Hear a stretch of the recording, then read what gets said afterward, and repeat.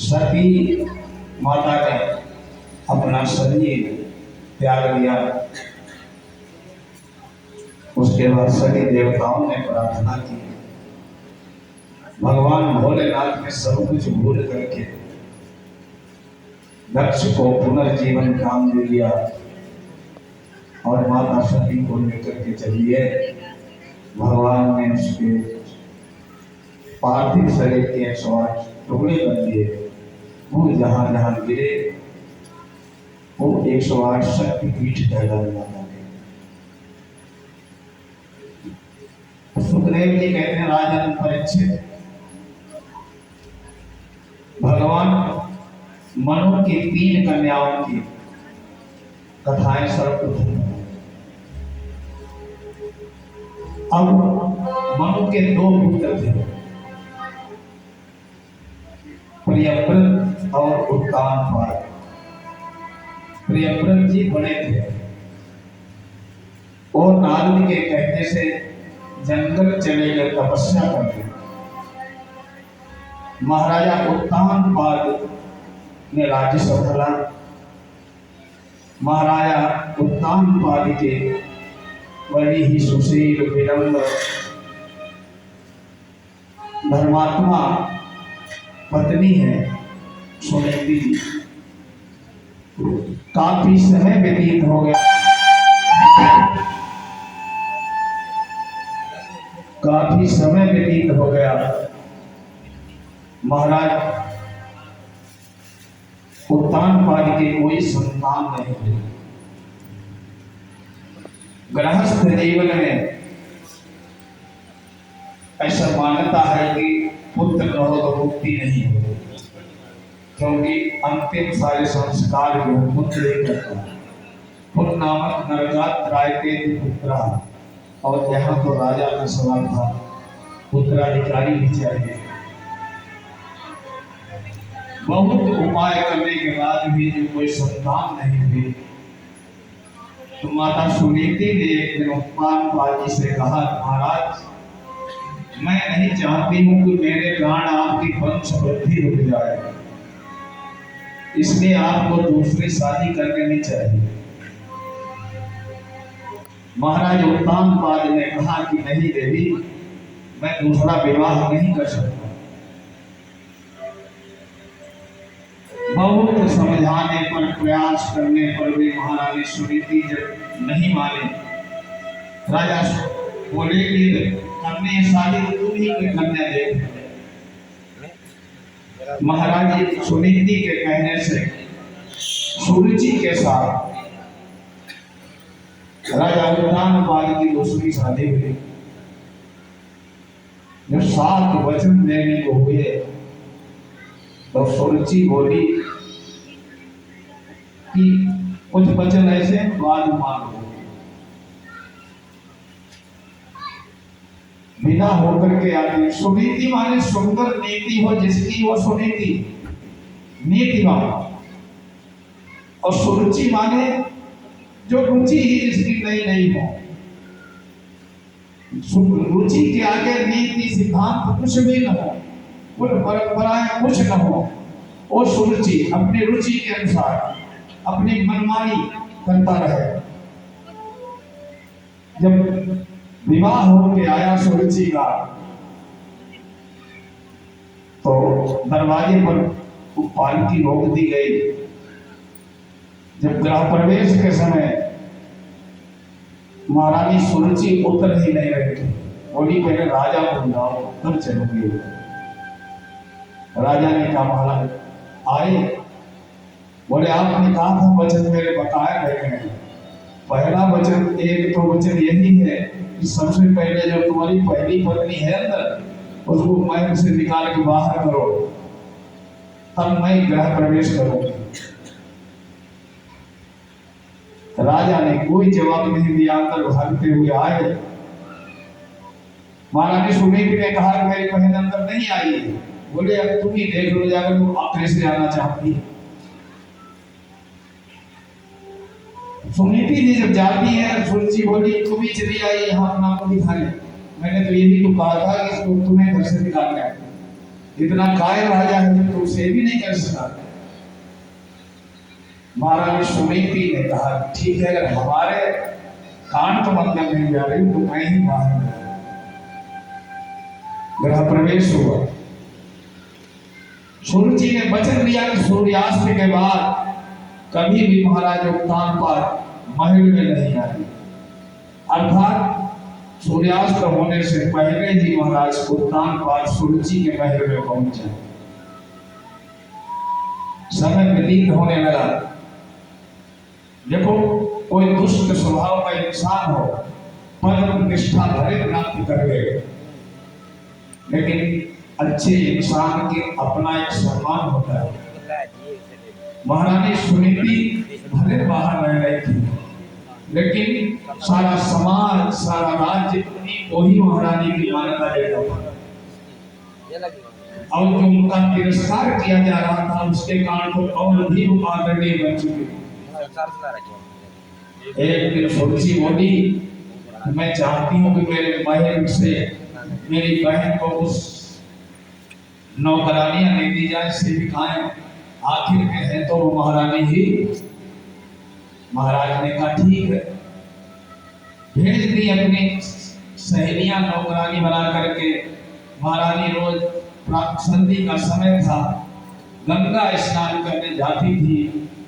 एक दिन की बात है, महारानी को गंगा स्नान के बाद बहुत सर्दी लगी और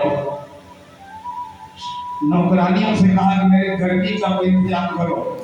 तो पड़ोस में गरीबों के झोपड़े थे, वो नौकरानियों ने उन्हीं में आग लगाई। सारे वो भागते हुए गए, महाराज तुम्हारी महारानी ने मेरे मकान जला दिया। सुरुचि बोली, मैंने तो पहले कह रही थी जब तक ये तुम्हारे राज्य में रहेगी तुम्हारा ना कुल चलेगा, ना वंश चलेगा, ना मान सम्मान सुरक्षित रहेगा। मैं तो कहती हूँ इसको राज्य से ही बाहर निकाल दो। महारानी सुनीति को राज्य से निष्कासित कर दिया।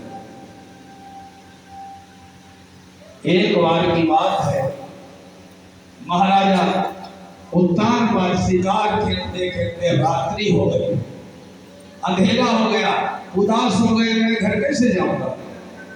मंत्री साथ में था, बोला इसमें चिंता करने की क्या बात है, इसी जंगल में तुम्हारे यहाँ एक तुम्हारी पुरानी पत्नी भी तो रहती है। महाराजा उत्तानपाद रानी सुनीति की कुटिया में विश्राम किए। प्रभु कृपा से सुरुचि के तो संतान नहीं पैदा हुई, लेकिन सुनीति जी के बहुत ही तेजस्वी बालक का जन्म हुआ, ध्रुव का। बोले बाल कृष्ण भगवान की जय हो। भगवान जिस पर कृपा करते हैं उस पर संसार की कृपा की जरूरत नहीं होती। इधर सुरुचि के लिए पुत्र पैदा हुआ जिसका नाम उत्तम रखा गया। ध्रुव का मतलब होता निश्चित, अटल, और उत्तम कहते हैं अंधकार, भयंकर अंधकार। एक दिन वो बालक खेलते खेलते ध्रुव राज दरबार में पहुंच गया। राजा ने सुंदर तेजस्वी बालक को देखा तो गोद में बिठा दिया। तब तक सुरुचि वहां आ गई। सुरुचि ने एक बालक को गोद में खिलाते हुए देखा तो पकड़ के बालक को जमीन में फेंक दिया। बोली तुम्हें हिम्मत कैसे पड़ गई राजा की गोद में बैठने की। इस गोद में तो केवल वही बैठ सकता है जो मेरे गर्भ से जन्म लेगा। अगर राजा की गोद में ही बैठने का इतना ही दिल इच्छा है तो पहले जाके तपस्या करो, फिर शरीर छोड़ो, उसके बाद मेरे गर्भ से जन्म लेने के बाद इस गोद में बैठना। ध्रुव जी 5 साल के थे, कभी अपनी मां से अपने पिताजी का नाम नहीं पूछा था। उदास ध्रुव भागते हुए रोते हुए अपनी मां के पास पहुंचे। राजा इतना स्त्रीण था जो बालक को भले नहीं जानकारी थी कि मेरे पिता कौन है, ने राजा को पूरी जानकारी थी मेरा ही पुत्र है, लेकिन स्त्री के बस में स्त्रीण स्वभाव के कायरता मौन बैठे रहे। ध्रुव आकर के रोने लगे, अपनी माँ के गले में चिपट के बोले, माँ मैंने आज तक तुमसे कुछ नहीं पूछा है, आज ये बता दो कि मेरा बाप कौन। माता सुनी थी, बोली बेटा तुम्हारे पिता तो वही है जिनकी गोद से तुम फेंके गए। ये तो भाग्य की बात है, मैं दुर्भागिनी के घर में तुमने जन्म लिया है, मैं जंगल में रहती हूँ, लेकिन तुम आज क्यों पूछ रहे हो। माँ ध्रुव बोले कि माता आज मैं गोद में खेल रहा था, राजा में बैठा था, राजमाता ने मेरे को उठा के फेंक दिया। बोले अगर तुम्हें राजा की गोद में बैठना है तो जाकर तपस्या करो, शरीर छोड़ो, उसके बाद मेरे गर्भ में जन्म लो। देखो माँ जो लोहा गर्म था, माँ चाहती उसे राक्षस भी बना सकती थी। माँ बोली बेटा क्या गलत कहा माता सूची ने तुमसे, तपस्या के करने से तो राजगद्दी मिलती, तपस्या करने से तो बाप की गोद मिलती है, और तपस्या करने को पिता की गोद के लिए क्यों रो रहा है। और तपस्या बेटा तुम जाओ तपस्या करो, पिता की गोद में बैठने के लिए नहीं, परम पिता की गोद तेरे को नसीब हो जाए, मिल जाए, ऐसी साधना माता ने लिया। छोड़ 5 साल का बालक घर से चल दिया। माँ अपना सीना गवा के प्रार्थना कर रही है, नारायण मेरे दूध की रक्षा कर। मैंने कह तो दिया है बालक से कि जाके तपस्या करो, मेरा 5 साल का बच्चा क्या खाएगा, क्या पिएगा, कौन इसकी रक्षा करेगा। महाराज ध्रुव चलते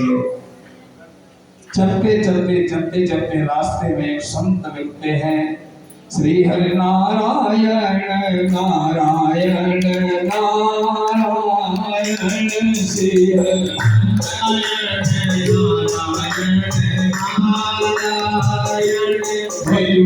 नारायण नारायण नारायण, भगवत नारायण नारायण नारायण, श्रीमद नारायण नारायण नारायण, भगवत नारायण नारायण।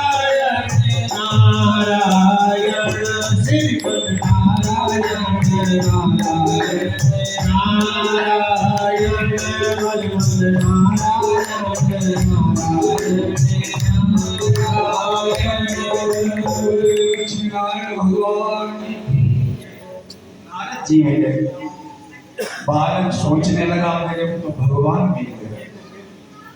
अब 5 साल के बच्चे को क्या पता नारद कौन है, भगवान कौन है।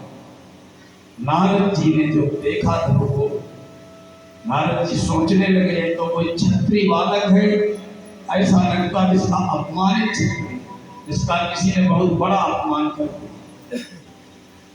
नारद जी बोले कहाँ जा रहे हो बेटा। ध्रुव ने प्रणाम किया नारद जी को, परमात्मा आप तो जल्दी मिल गए। नारद जी बोले कि मैं परमात्मा नहीं, नारद जिसको मिले उसे परमात्मा जरूर मिले। नारद जी बोले बेटा मैं परमात्मा नहीं हूँ, लेकिन मैं बता सकता हूँ परमात्मा कैसे मिलेगा। ध्रुव जी कहने लगे मेरे को परमात्मा की गोद में बैठना है, तपस्या करनी है। नारद जी बोले पागल हो गए बेटा, आज तक ऋषि मुनि हजारों वर्ष तपस्या करते रहे, उनको तो मिले नहीं, तो 5 साल का बालक नारायण से मिलने जा रहा है। बोला जी मैं बिल्कुल मिलूंगा। नारद जी ने सोचा बालक है, बहका करके कहने लगे एक बात बताओ बेटा, तुम जंगल में जा रहे हो तपस्या करने, हाँ, वहां खाओगे क्या, पियोगे क्या।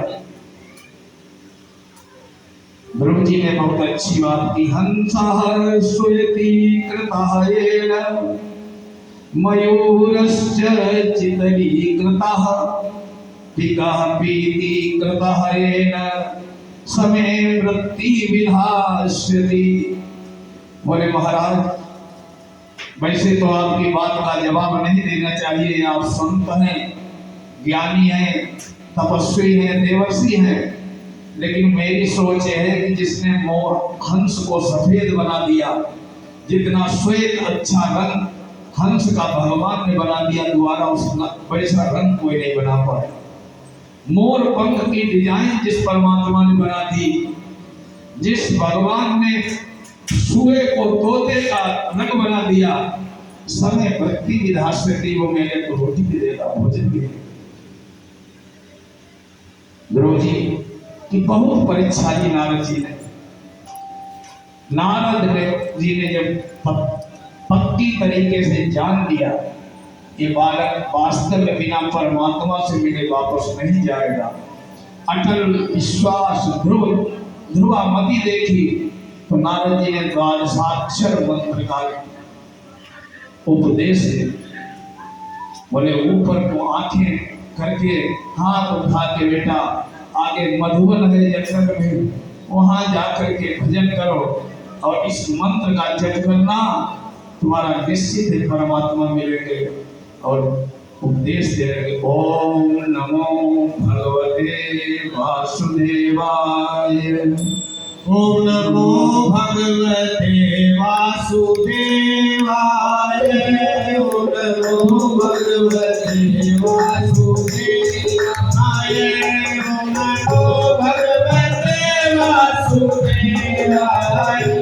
ओम नमो भगवते वासुदेवाय, ओम नमो भगवते वासुदेवाय, ओम नमो भगवते वासुदेवाय, ओम नमो भगवते वासुदेवाय, ओम नमो भगवते वासुदेवाय, ओम नमो भगवते वासुदेवाय, ओम नमो भगवते वासुदेवाय,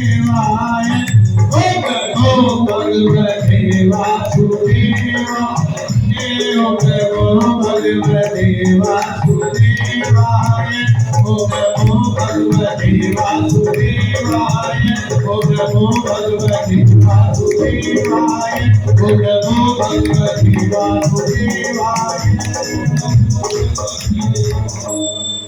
ओम नमो भगवते वासुदेवाय, ओम नमो भगवते वासुदेवाय। द्वादशाक्षर नारद जी ने मंत्र दे दिया, गुरु मंत्र दे दिया।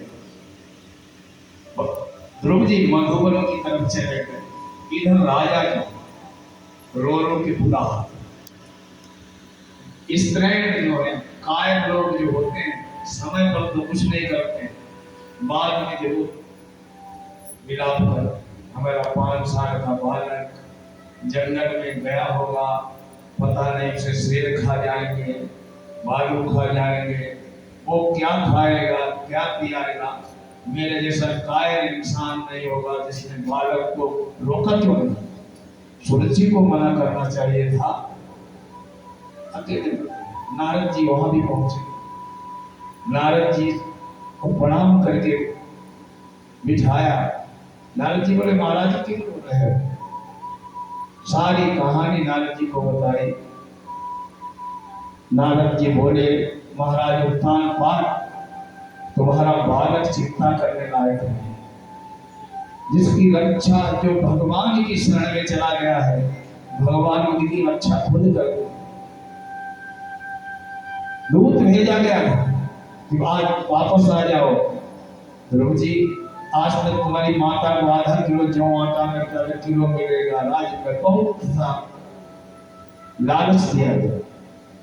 जितना ही लालच दिया गया उतना ही ध्रुव की बुद्धि दृढ़ हुई कि अभी तक तो मैंने तपस्या शुरू नहीं की, वे सब कुछ मिलने की तैयारी हो गई। इसके मतलब भजन में ज्यादा लागे। ध्रुव जी गए मधुबन में।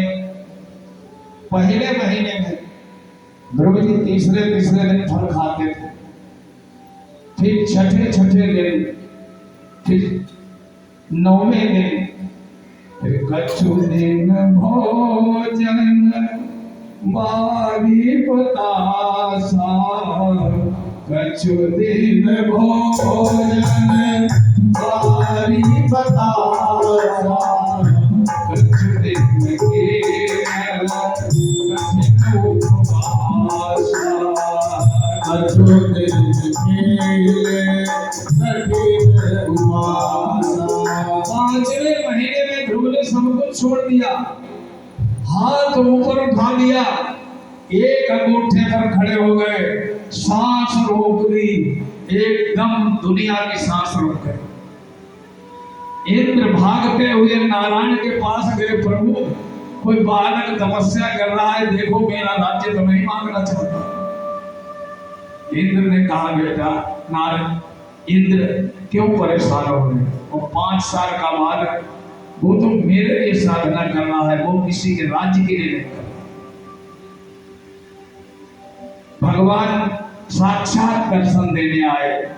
शशंख चक्रम सकिरीटि कुंडलम सफेद वस्त्रम सरसीरुहेक्षणम सहारवक्षस्थलकौस्तुभश्रियं नमामि विष्णुं शिरसा चतुर्भुजं। शंख चक्र गदा पद्मधारी वनमाला से भूषित नारायण सामने प्रकट हुए। भगवान बाहर खड़े हैं, बेटा आंखें खोलो, मैं आ गया। ध्रुव जी की समाधि लगी। भगवान सोचने लगे अब कैसे इसकी समाधि टूटे। भगवान ने ध्रुव ने जो नारद के बताए अनुसार चित्र अपने हृदय में धारण कर रखा था, नारायण का भगवान वही हुआ। अंदर से नारायण की मूर्ति हटते ही ध्रुव विह्वल होकर विचलित होकर आंखें खोल दी, देखता है सामने नारायण खड़े। भगवान के चरणों पड़ गया, कुछ बोल नहीं पा रहा था ध्रुव। 5 साल का बालक नारायण जिसके सामने खड़े हो जाए, ध्रुव के आंसू निकल रहे थे, एक शब्द मुंह से नहीं निकल रहा था। प्रार्थना करना चाहता था लेकिन करता क्या प्रार्थना, कुछ वाणी निशब्द हो गई। भगवान ने अपना शंख उठाया और स्पर्श दीक्षा दे दी, मुंह में छुआ दिया, ओंठों में ध्रुव के अपना शंख स्पर्श कर दिया। शंख स्पर्श करते ही ये सारी विद्याएं ध्रुव को आ गई। ध्रुव जी महाराज ने बहुत सुंदर प्रार्थना की, योऽन्तः प्रविश्य मम वाचमिमां प्रसुप्तां संजीवयत्यखिल शक्तिधर स्वधाम्ना अन्याश्च हस्तचरण श्रवण त्वरादीन् प्राणान्नो भगवते पुरुषाय तुभ्यम्। बोले जिस परमात्मा ने अपना स्पर्श करके मेरे अंतःकरण में मेरी आत्मा को जागृत कर दिया, उन प्राणाधार परमात्मा को मैं नमस्कार करता हूं।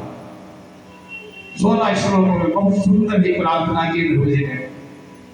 भगवान बोले बेटा वरदान मांग लो। ध्रुव जी कहने लगे वरदान तो यही है कि आप मेरे को अपनी गोद में बिठा दो, और कुछ चाहिए नहीं। भगवान ने बालक ध्रुव को अपनी गोद में बिठा लिया, बोले अब वरदान मांगो। ध्रुव जी कहने लगे कि नहीं कुछ नहीं चाहिए। जिसको भगवान, देखो भक्त 2 तरीके के होते हैं, जो भगवान को चाहता है वो है भक्ति, और जो भगवान से चाहता है सौदेबाजी। हमने परीक्षा देने के हुए 10 रुपए का प्रसाद चढ़ाऊंगा, अच्छे नंबरों से पास हो जाऊं, ये भक्ति है या सौदेबाजी? मैं मुकदमा जीत जाऊं और सुचंडी भी कराऊंगा। क्यों भाई, भगवान के यहाँ कोई धुआंधारी चल रही क्या? 10 रुपए दोगे, 500 का मान ले लोगे, भाई लड़का हो जाए वो ये चढ़ाऊंगा। भगवान से जो चाहता है वो सौदेबाजी है, और भगवान भी यही चाहते हैं कि हमसे सच्चा हो। लेकिन जो भगवान को चाहता है उत्तम भक्ति है। ध्रुव जी कहते हैं महाराज मेरे को कुछ नहीं चाहिए, आप मिल गए, मेरे को सर्वस्व मिल गया। भगवान बोले कि ऐसा है बेटा, तुम्हें तो नहीं चाहिए लेकिन मैं तो तुम्हें दूंगा। ध्रुव जी बोले कैसे दोगे जब मेरे को चाहिए नहीं?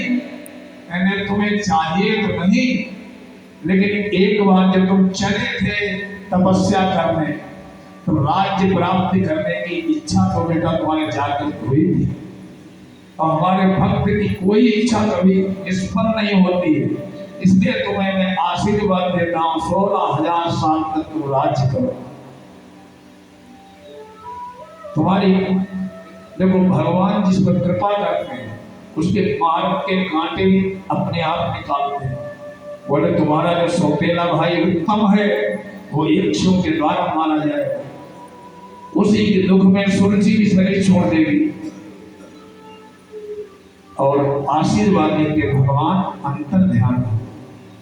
बोले कृष्णचंद्र भगवान की जय हो। श्री कृष्ण गोविंद हरे मुरारे, श्री कृष्ण गोविंद हरे मुरारी, हे नाथ नारायण वासुदेव, हे नाथ नारायण वासुदेवा, श्री कृष्ण गोविंद हरे मुरारे, श्री कृष्ण गोविंद हरे मुरारी, हे नाथ नारायण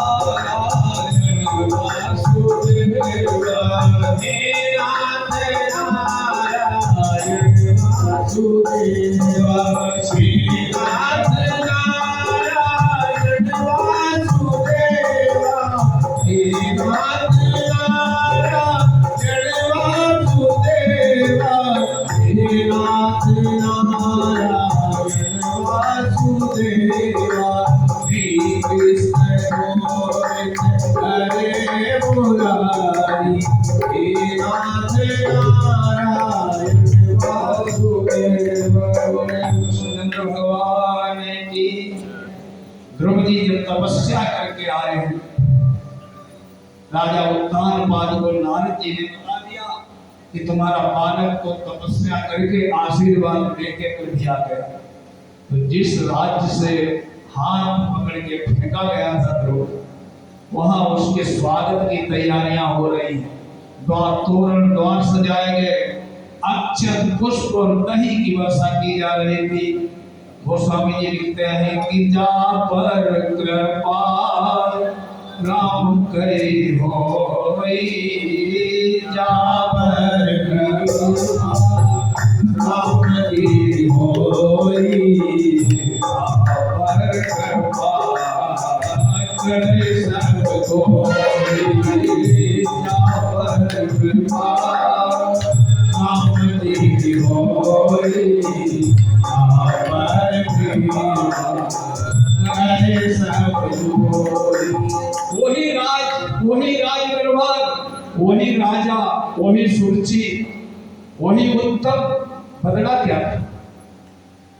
उसी दरबार से तो महाराज ध्रुव को उठा के फेंक दिया गया था, लेकिन जब भगवत कृपा हुई तो वही स्वागत होने लगा। स्वागत के लिए महल से बाहर आ गया पूरा नगर। सुखदेव जी कहते राजा परीक्षित, राजा उत्तानपाद स्वागत के लिए खड़े, सारी सेना खड़ी, सारा राज्य खड़ा। सुरुचि जो थी बड़ा पश्चाताप कर रही, मैंने क्या कर दिया।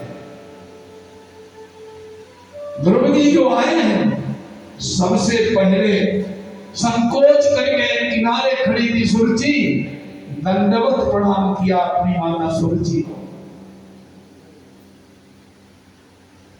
बड़ा पश्चाताप था। बोले माँ आप क्यों उदास हो? आपकी कृपा से आज मेरे को नारायण मिल गए। आपने मेरा अपमान नहीं किया, मेरे को आशीर्वाद दिया। महाराज उत्तानपाद को प्रणाम किया। माता सुनीति खड़ी थी। सुखदेव जी कहते राजन, जब बालक को गले लगाया तो दोनों स्तरों से दूध की धार बहने लगी। माता सुनीति की उन्होंने अभिषेक कर दिया अपने पुत्र। ले जाकर के राज में महल में महाराज ध्रुव को स्नान कराया गया, राज गद्दी पर बिठाया गया। महाराज उत्तानपाद ने अपना राज्य मुकुट ध्रुव को सौंप दिया और जंगल से ध्रुव बड़े हुए और ध्रुव को इला नाम की कन्या से शादी हुई, उत्कल नाम का पुत्र हुआ। 16,000 साल तक राज किया। एक समय की बात है, ध्रुव के जो भाई थे छोटे उत्तम, वो जंगल गए थे शिकार खेल, वहां यक्षों ने उनका वध कर दिया। ध्रुव जी को बड़ा क्रोध आया, उन्होंने उपदेवताओं का संहार शुरू कर दिया, हजारों यक्षों का वध कर दिया। सारे किन्नर यक्ष आदि पहुंचे, राजा मनु से प्रार्थना की कि महाराज आप ही अपने पौत्र को समझाइए, जो होनी थी हो गई, एक ने उनका भाई मारा है, वो तो हमारी जाति ही नष्ट करने में तुले हैं। महाराज मनु ने आकर कहा, नायम मार्गो साधुना, हे बेटा ये संतों का मार्ग नहीं है, जो होनी थी हो गई। उपदेवताओं की हत्या बिल्कुल गलत है। अपने दादा के समझाने से महाराज ध्रुव ने संधि कर ली यक्षों के साथ और कुबेराज उनके मित्र हो गए। संधि व्यतीत होता गया, जब पूरा समय जो नारायण ने दिया था 16,000 साल, एक दिन उनका अंत समय आ गया, मृत्यु का समय आया है। तो महाराज विष्णु के पार्षद खुद रथ लेके आए। ध्रुव जी बोले, ऐसा है अभी किनारे बैठो, मेरे को संध्या पूजन करना है। ध्रुव ने भगवान के पार्षदों से कह दिया, अभी बैठ जाओ, इंतजार करो, मेरा संध्या तर्पण बकाया रह गया है, वो कर निपटा लो, उसके बाद चलो। और आजकल हमारा आपका क्या सिस्टम है, अगर कहीं सब्जी लेने जाना है, कहीं रिश्तेदारी में जाना है, कहीं मेहमान के यहाँ जाना है, और हमें अगर कोई काम छोड़ना पड़ गया, सबसे पहले ज्योति बत्ती नहीं 2-4 मिनट लगा देते हैं, तो कर्मियों में जल्दी है। हो सकता है संध्या पूजन नींद बंद कर दें, आरती पूजा कर बंद करके फिर भाग गए। ये तो धर्म है, सब काम कर लेंगे, खाना भी खा लेंगे, दाढ़ी भी बना लेंगे, नए कपड़ों को प्रेस कर लेंगे, सब कुछ टाइम है, लेकिन टाइम भगवान की पूजा करने। एक ध्रुव है, मृत्यु से भी कह दिया खड़ी रहो, अभी मेरे पूजा का समय है, मैं पूजा कर लूंगा तब चलूंगा। जाते समय अंत समय भी अपना नित्य कर्म नहीं छोड़ा। और हमको अगर कहीं दिल्ली भी जाना हो, करनाल जाना हो, तो सबसे पहले जो छोड़ना है पूजा ही छोड़नी है, खाना नहीं छोड़ना, पीना नहीं छोड़ना, कुछ नहीं, मतलब कोई काम ऐसा नहीं जो नहीं करना, केवल पूजा नहीं करनी, क्यों उसमें ज्यादा टाइम लगता, ज्यादा मेहनत लगती। ध्रुव जी कहने लगे, तू खड़े हो जाओ, मैं पूजा तर्पण अपना कर लूं। संध्या तर्पण ध्रुव ने किया। तर्पण करने के बाद अपने पुरखों को जब दिया, सब कुछ निवृत्त होके बोले, बताओ कहां चलना। बोले तुम्हें ध्रुवलोक में चलना है, आपके लिए तो एक निश्चित लोक नहीं बनाया।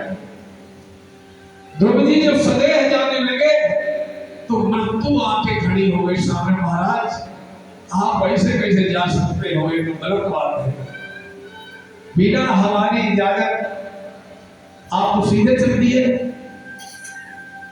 तो मृत्यु ने अपना सिर लगा दिया विमान की सीढ़ियों के पास। मृत्यु मूर्धि पदम दत्वा आरुहो स्वर्गम ध्रुवम, मृत्यु के सर पर पैर रख करके महाराज ध्रुव ने स्वर्ग को प्रस्थान किया। थोड़ा ऊपर जा रहे थे, जाते जाते उन्हें अपनी मां की याद आई। कहने रोक दो, रोक, मेरे को कहीं नहीं जाना। क्यों? बोले बड़ी माता सुन रही थी। अरे आपको वो तो दूसरे विमान से दिखाई दे रही थी, जा रही है, आपकी मां कहां छूटने वाली, वो भी चल रही साथ। इस प्रकार ध्रुव लोग महाराज ध्रुव का वास, ये सांडिल्य ऋषि ने कथा सुनाई। नारद जी जाके पहुंच गए क्षेत्र में कैलाश में। संत ऋषि मुनि, कोई जटाधारी, मुठाधारी, चिमटाधारी, बड़ी बड़ी जटाएं, कोई 1000 से 100 साल से तपस्या कर रहा, कोई 10,000 साल से तपस्या कर रहा, कोई जिंदगी व्यतीत हो गई। अरे खाम खाया क्यों माला पकड़े बैठे हो? ऋषि मुनि बोले क्यों? भगवान के दर्शन करेंगे। बोले वहां तो सबसे बड़ा घोटाला है। एक 5 साल का बालक 6 महीने में ओम नमो भगवते वासुदेवाय जपा, उसको तो दर्शन दिए। बाबा जी तो कितने साल हो गए जपते जपते? बोला हो गए 50-60,000 साल। बोले है तो अन्याय ही। नारद जी बोले इससे बड़ा कोई अन्याय होगा भगवान के यहाँ भी? बोले एक बालक 5 साल का बालक 6 महीने जप किया, नारायण के दर्शन हो गए। और तुम्हारी जिंदगी खप गई, तुम्हारी जटाएं जम के दोबारा 3 बार उग चुकी है गिर के, बुढ़े हो गए, खाल लटक रही। हजारों साल से भजन कर रहे, भगवान मिले तुम्हें नहीं मिले। नारद जी बोले इसीलिए तो कहता हूँ भगवान ज्ञान सबसे बड़ा अन्याय है। सारे महात्मा बोले ठीक, आंदोलन करते हुए क्षीर सागर पहुंच गए। नारायण जी के दरबार में हाहाकार मच गया। भगवान आकाशवाणी में क्या बात है, लोग क्यों आए? बोले महाराज इतने बड़ा अन्याय क्या होगा? मैं पहले नंबर तो मेरा है, कायदा तो ये है कि पहले आओ पहले पाओ। और मैं पहले बैठा था, माने आज तपस्या करके राज करके चला भी गया, मैं तो अब भी वैसे बैठा हूँ। भगवान एक ब्राह्मण के वेश में आए, करे सबको दर्शन हो गए। सब मेरे साथ चलो, पहले पृथ्वी की परिक्रमा करो। श्रीमन नारायण नारायण नारायण, श्रीमन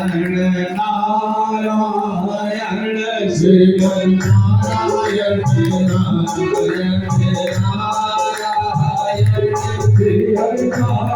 नारायण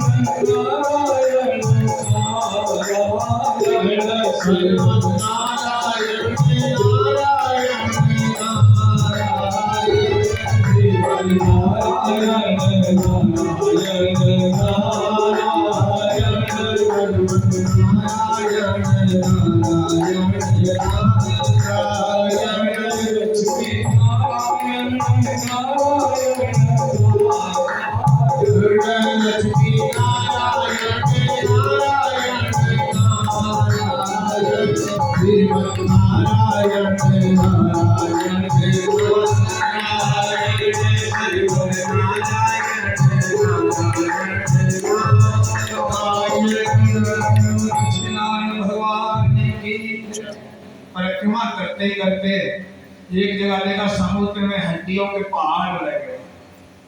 आगे आगे ब्राह्मण देवता चल रहे थे, पीछे पीछे से वो ऋषि थे। ऋषि बोले बाबा ये पंडित जी ये क्या है? बोले तुम्हें परिक्रमा करने की रास्ता कितना, चलो चुपचाप जल्दी परिक्रमा करो दर्शन करने। बोले बताओ तो ये क्या है?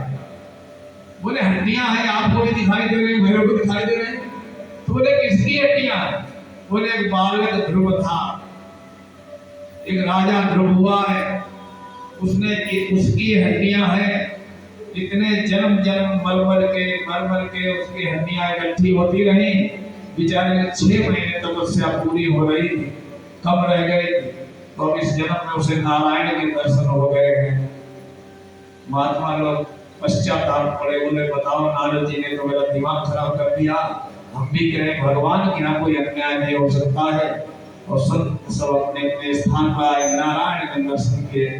ध्रुव जी का एक परम उपाख्यान पावन श्राद्ध पक्ष में जो सुनता है उसका निश्चय ही कल्याण होता है, पितरों को मुक्ति मिलती है। बोले गोविंद भगवान की जय हो। भगवान